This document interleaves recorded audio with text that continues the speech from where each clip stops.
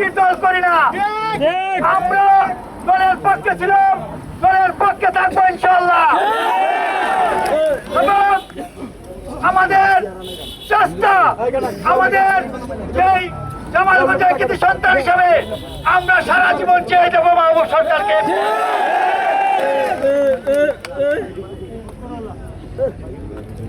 আমাদের মাঝে উপস্থিত আছেন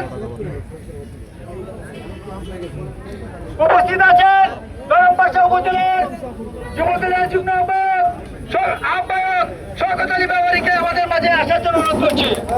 সংগ্রামী সাথী বন্ধুরা, অনেকে ভাবছেন যে আমরা দলের বিরুদ্ধে নয়, আমরা ধানের শীষের পক্ষে, খালেদা জিয়ার পক্ষে, আমাদের পক্ষে। আমাদের কৃতি সন্তান, জামালগঞ্জের কৃতি সন্তান মাহবুব সরকার যদি এমপি দেওয়া হয়, তারপরে আমরা তার কাছে আছি, পাশেই থাকতে চাই এবং ধানের শীষের পক্ষে কাজ করতে চাই।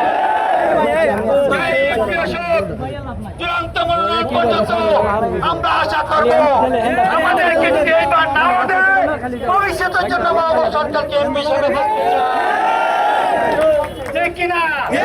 আমাদের জামালগঞ্জের আবেগ, জামালগঞ্জের স্পন্দন, জামালগঞ্জের গর্ব, জামালগঞ্জ, গরমবাসা, তাইপুর, বন্দরনগর সহ আমরা সর্বস্তরের জনগণের দোয়া ও প্রত্যাশা করে সংগ্রামী সাথী বন্ধুরা, আমি দীর্ঘায়িত করবো না।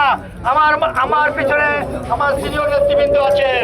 আমরা দলের বিপক্ষে নয়, দলের শীষের পক্ষে, কিন্তু কোন দলের পক্ষে নয়। জামালগঞ্জ উপজেলা বিএনপির পক্ষে।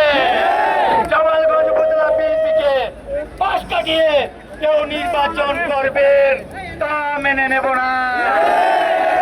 আমরা বিএনপি করি, বিএনপি করবো, ধানের শীষ করে ধানের শীষ করবো। তো কমিটির বাইরে চেন অফ কমান্ড যেভাবে দিয়েছেন, এই কমিটি জামালগঞ্জ উপজেলা আহ্বায়ক কমিটির ভিতরে করতে হবে।